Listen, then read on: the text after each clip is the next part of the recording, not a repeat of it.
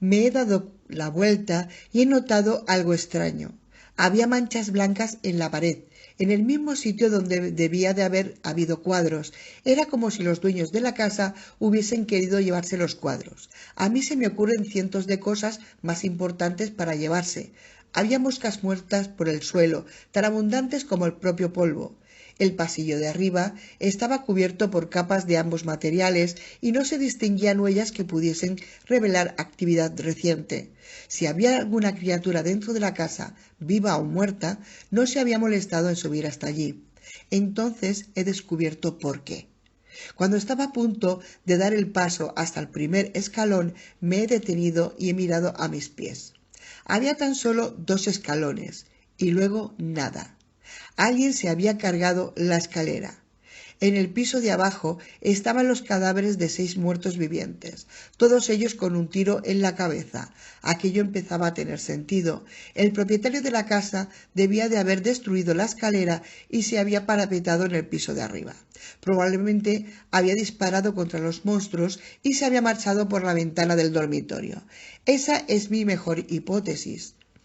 Eso no explicaba las manchas de sangre en la puerta por la que había salido, ni la manera en que las criaturas habían logrado entrar en la casa, pero, por otra parte, tampoco había explorado todo el piso de arriba. Me he alejado de la escalera y he caminado con pasos lentos hasta 2 puertas cerradas que se encontraban al otro extremo del pasillo.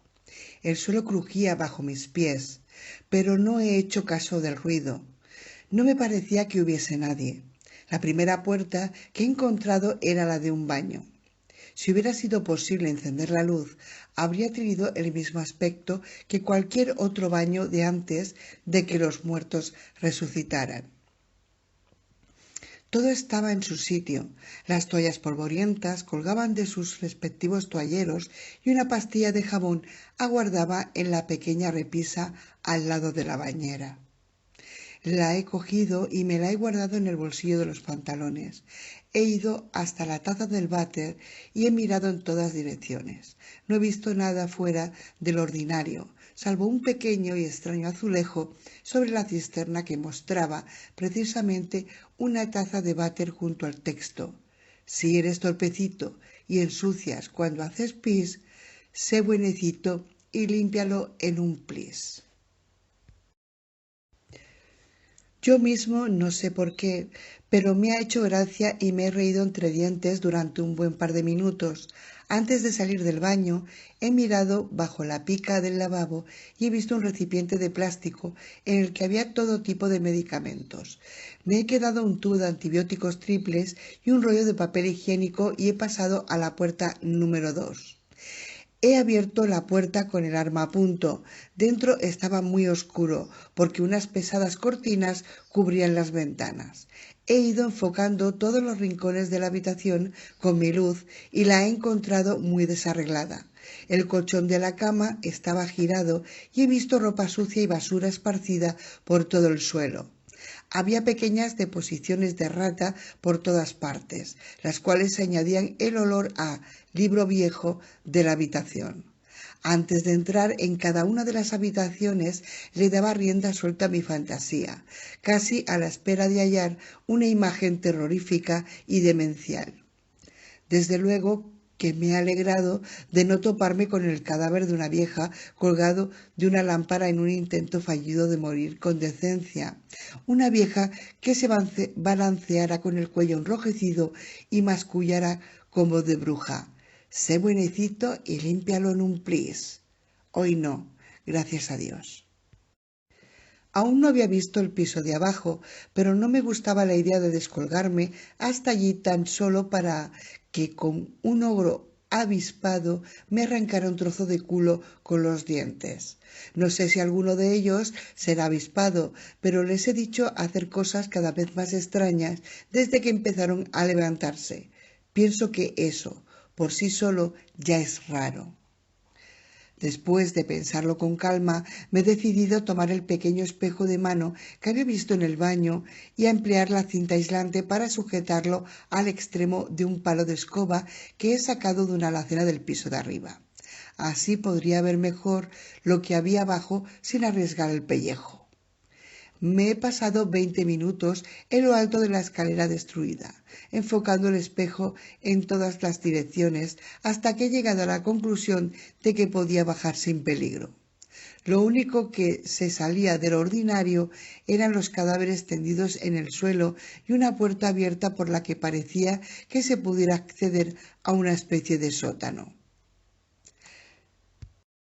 Estaba tan paranoico con la posibilidad de caer entre los cadáveres que me he atado la pierna a la sólida baranda del piso de arriba.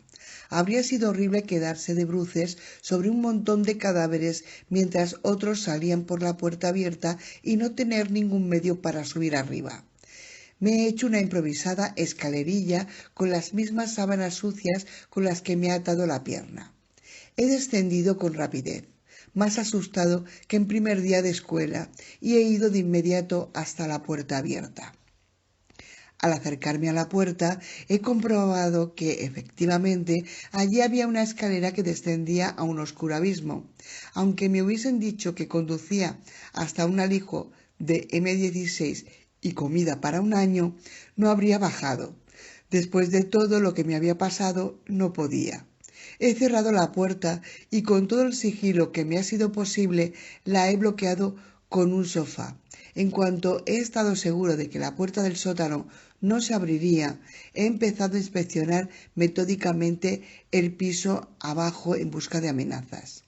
Armario tras armario, esquina tras rincón, me he asegurado de que ninguna de esas cosas estuvieran allá abajo, conmigo. He mirado por todas partes para cerciorarme de que ni siquiera un torso seccionado me acechara bajo una de las mesas, ni en la ducha del piso de abajo.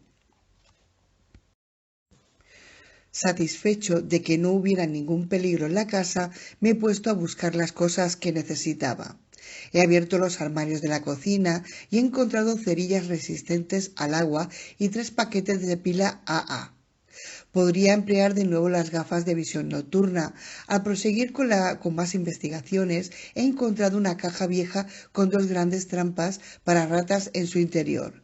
Me he llevado las trampas porque me ha parecido que serían lo bastante grandes como para capturar algún conejo pequeño o a una ardilla, en cuanto se me acabaran las provisiones. En realidad, habría tenido que empezar a cazar para no consumir con tanta rapidez las conservas que llevo, y puede que lo haga en cuanto me sienta un poco más fuerte. En un armario del piso de abajo he encontrado una mochila de excursionista de color negro y gris con las palabras Arc'teryx Bora 95 bordadas en letras doradas. Era claramente superior en calidad y más cómoda que la que yo llevaba, y parecía que pudiera doblarla en capacidad. He regresado al hueco de la destrozada escalera, con cuidado de no tocar los cadáveres del suelo. He lanzado la mochila al piso de arriba y luego he proseguido con mi investigación. He recorrido el piso de abajo y he examinado las ventanas bloqueadas con tablones de madera y la puerta igualmente reforzada. Apoyado contra la pared, al lado de una de las ventanas que quedaban a la izquierda de la puerta, he encontrado un palo de fregona con un punzón para hielo en su extremo. El punzón estaba atado con ingenio. El cordel que lo sostenía en su lugar tenía nudos complejos que seguían un patrón y lo sujetaban con mucha fuerza. La punta de aquella especie de lanza casera estaba sucia de sangre marrón y seca. No había servido para cazar a un animal, pero sí habría servido posible emplearla para pinchar a una de esas criaturas en el ojo o en las partes blandas de su cráneo putrefacto, y así acabar con ella sin tener que disparar ni un solo tiro y ahorrar municiones. He tomado la improvisada arma y la he colocado sobre la repisa de la cocina. Al regresar a la sala grande por donde había bajado, he oído que algo crujía. Me he quedado inmóvil y lo he oído de nuevo. Mi mayor miedo era que procediese del sótano. He ido a la puerta principal para mirar fuera y ver si podría escapar de allí. Al acercar el ojo a la mirilla, el perfil de un hombre muerto se ha proyectado en mi pupila. He pasado un instante de terror, en el que tan solo lo he mirado, incapaz de apartar la cara. Su rostro esquelético se encontraba a pocos centímetros del mío, al lado de la puerta. Sentía el apremio de dispararle por la mirilla, pero probablemente habría errado el tiro y el ruido de la madera al astillarse no habría hecho más que complicar las cosas. No podía apartar la mirada de aquella mierda. Tenía la cara podrida, los ojos lechosos, abultados y los labios habían desaparecido. Parecía que me mirara fijamente a través de la puerta. No se había movido ni un milímetro mientras yo lo observaba. La criatura debía de medir más de 2 metros. Me he puesto de puntillas y he tratado de ver desde arriba cuál era el objeto que sostenía con su mano putrefacta. No he llegado a ver bien de qué se trataba. He aguardado tras la puerta, dejando de mirarle tan solo para parpadear, para que no se me secaran los ojos. No se movía. No me quedaban muchas opciones. Podía volver a hurtadillas al piso de arriba, trepando por las sábanas, y dejarlo correr o matar a la criatura en ese mismo momento. Me he decantado por hacer otra ronda por la casa antes de regresar al piso de arriba, por si encontraba suministros que pudieran serme útiles. Sigiloso como un gato, he regresado a la cocina para mirar en el armario. Al traspasar el umbral de la cocina, he provocado un ligero crujido en el entarimado. Me he detenido unos minutos y he escuchado. Crec, crec. El sonido provenía del otro lado de la puerta de la entrada. He optado por no prestar atención a la amenaza. Me he imaginado que la criatura debía de mover la cabeza violentamente de un lado a otro, porque no sabía si era ella misma quien había hecho ruido o si éste era obra de algún delicioso bocado que se hallaba dentro de la casa. En los estantes del armario he encontrado 6 latas de chile sin carne, 2 latas de estofado de ternera con verduras y otros alimentos en estado de descomposición avanzada. He guardado las latas en la mochila y he buscado debajo del fregadero por si encontraba algo útil. Debajo del fregadero había una trampa vieja para ratas, idéntica a las 2 que me había llevado antes.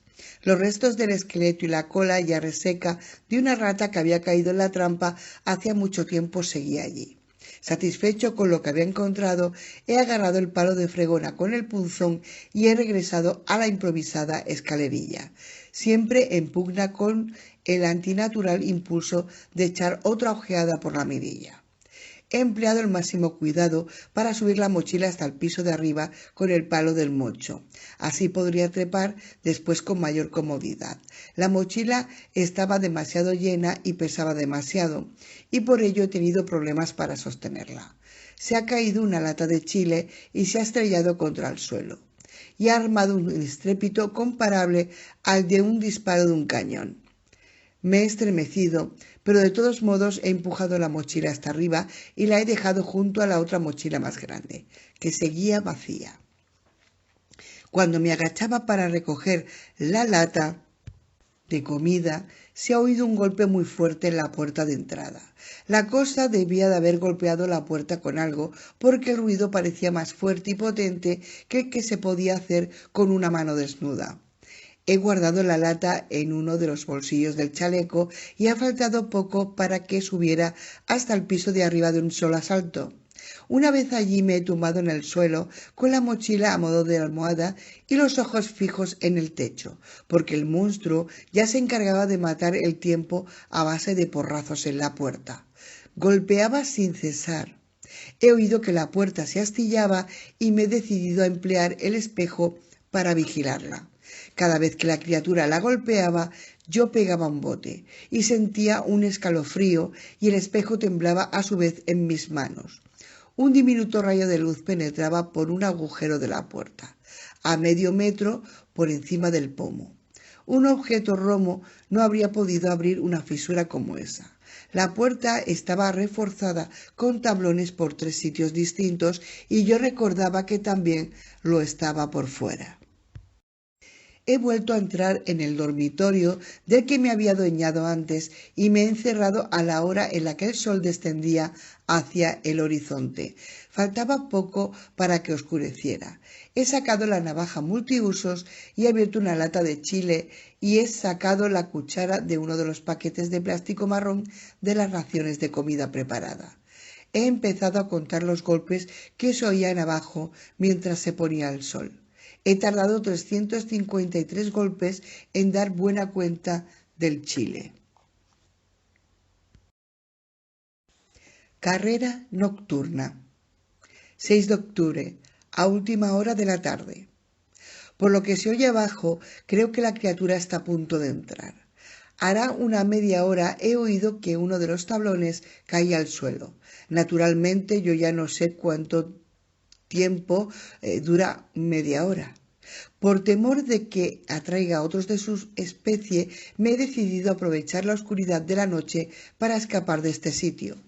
Me he pasado la hora del crepúsculo metiendo las cosas en la nueva mochila que he encontrado en el piso de abajo. Lo he distribuido todo para que los objetos más necesarios queden arriba o en uno de los compartimentos que se cierran con cremallera. Como aún me sobraba mucho espacio, me llevo también una manta de lana verde que he sacado del armario. He examinado las pilas que he encontrado abajo. Caducan dentro de 6 años. Las he puesto en las gafas de visión nocturna y las he encendido. La luz verde que ha iluminado el visor y se ha reflejado en la palma de mi mano me ha dado a entender que funcionan bien. No tiene ningún sentido que las emplee para ver mientras cuente con la vela. También he probado la mini radio. No he captado nada, salvo estática. En un momento dado he creído oír voces, pero mi propio cerebro me engañaba. He retransmitido a ciegas un mensaje en el que explicaba mi situación, pero no he podido dar detalles exactos del lugar donde me encuentro. Quizá cuando haya avanzado un poco más hacia el sur emplearé los códigos que John insistió en hacerme memorizar. Los puntos de sutura me escuecen de nuevo y por eso he tratado de aplicarles antibiótico. Espero que me ayude a combatir cualquier infección que pueda haber. Dentro de unos días me quitaré los puntos. Ha llegado la hora de apagar la vela. 7 de octubre, a primera hora de la madrugada. No sé muy bien por qué esas cosas son como son, ni por qué son distintas, más agresivas y persistentes. Anoche salí de la casa por la misma ventana por la que había entrado. Me hice la cama, más que nada porque así me sentía mejor, pero también para posponer el inevitable momento de partir. En cuanto acabé con la cama, encendí la luz y me puse las gafas de visión nocturna. Al ajustármelas, mis temores se hicieron realidad, porque vi que el estruendo que la criatura armaba en el piso de abajo había atraído a una docena de muertos vivientes a nuestra zona. Esos eran los que podía contar desde una sola ventana. Estimé que debía de haber unos 30 alrededor de la casa. Mientras salía al tejado del porche, escuché el ruido que hacían al caminar por las hierbas altas y tropezar con las ramas, en sus intentos por localizar el ruido en la oscuridad.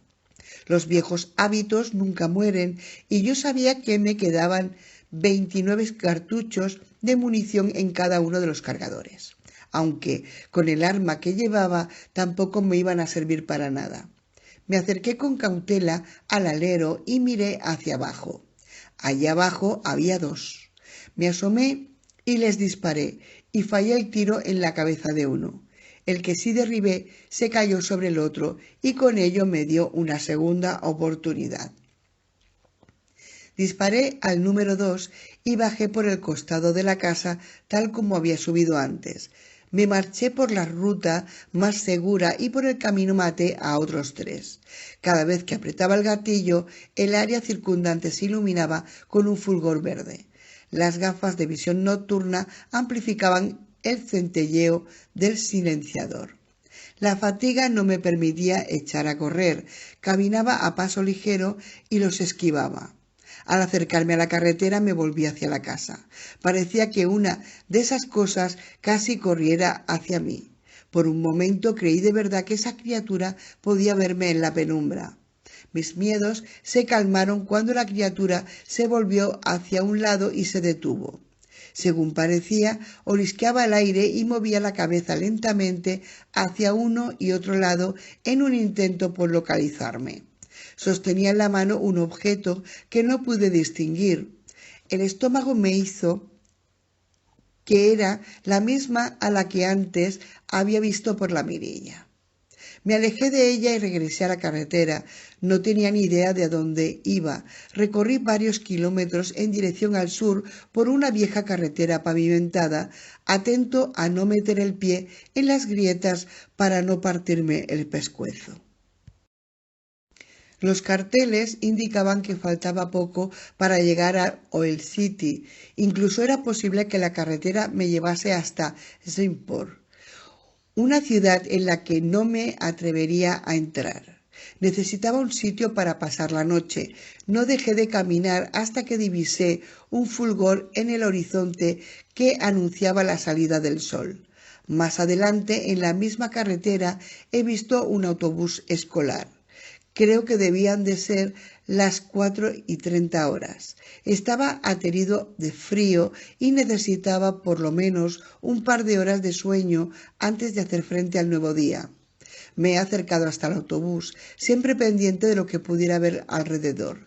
El área parecía estar despejada, pero albergaba un montón de incógnitas. Unos pocos coches y camiones muy deteriorados se amontonaban a un lado de la carretera, en el camino que llevaba hasta el autobús. Cerca de los vehículos había varios esqueletos putrefactos. Los muertos y las aves se habían comido toda su carne. Al acercarme al autobús, he visto con gran alegría que la puerta estaba abierta y me he dicho que por lo menos dentro no habría criaturas lo bastante inteligentes como para encontrar la salida. Me he aproximado con mucha precaución a la parte frontal. He trepado al parachoques y me he encaramado por el capó. Una vez en el capó he mirado por el parabrisas y he visto las hileras de asientos. Estaban vacías. He trepado hasta el techo del autobús para poder echar una mirada en 360 grados a mi alrededor.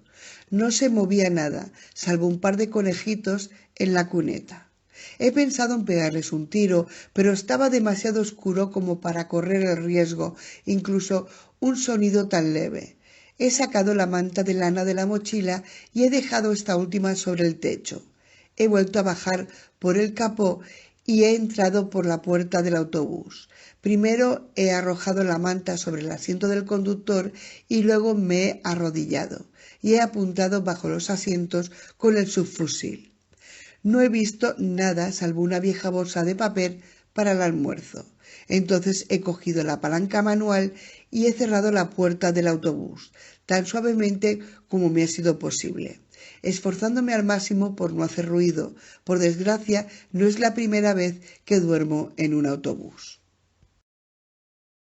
He dejado la mochila sobre el techo porque allí no correrá peligro, y si tuviese que huir a toda velocidad podría salir por cualquiera de las ventanas y recobrarla. En cambio, si dejase la mochila dentro, tal vez no pasaría por la ventana, y si se diera el caso de que tuviese que huir, me vería obligado a abandonar todas mis provisiones y suministros. He cortado tiras de vinilo de uno de los asientos del autobús y las he entrelazado para formar a una tosca atadura. La he empleado para inmovilizar la palanca de la puerta y asegurarme de que nadie pueda entrar sin provocar estruendo. Ahora me voy a dormir, si es que a esto se le puede llamar dormir. Debe de faltar poco para la media mañana y ya estoy en el cuarto asiento del costado derecho del autobús. He dormido las 4 horas que necesitaba, o por lo menos me lo parece. La mochila aún está en el techo del autobús. En torno a mí no se mueve nada y lo más probable es que suba, coja las cosas y me marche tan pronto como esté seguro de que no corro ningún peligro. Cuanto más pienso en el Hotel 23, más importante veo regresar allí, con mi familia. Aunque no me quito de la cabeza la idea de que mis padres puedan estar vivos, sé que lo más probable es que hayan muerto.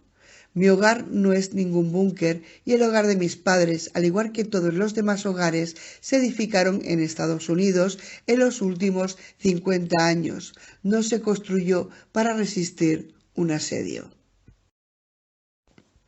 Me pregunto cuánta gente habría podido sobrevivir si durante los últimos tiempos las hubiera hecho como antes. Por la tarde, todavía es día 7.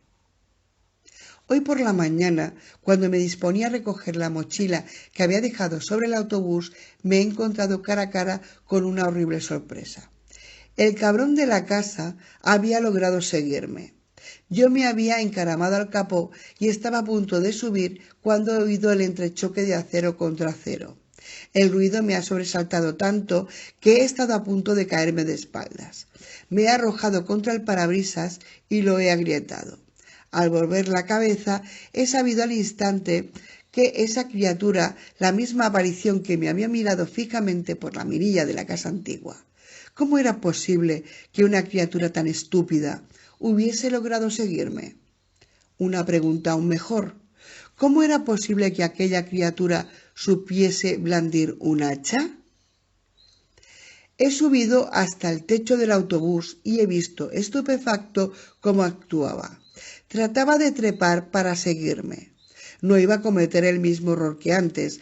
Había que acabar con ese integrante del 10% de muertos vivientes con talento. He desplazado el indicador de la recámara cargada y le he reventado el rostro a la criatura, la cual se ha desplomado al instante. Esa cosa había armado mucho estrépito antes de que la matara, y eso significaba que había llegado la hora de marcharse. Antes de irme he registrado a la criatura por si encontraba algo de valor y mira por dónde llevaba en la muñeca un reloj digital de plástico G-Shock, muy estropeado por fuera.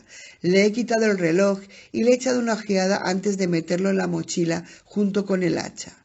En la pantalla se leía 7:10 y 12:23. He seguido caminando en dirección sudeste, dejando atrás una escena de decadencia tras otra.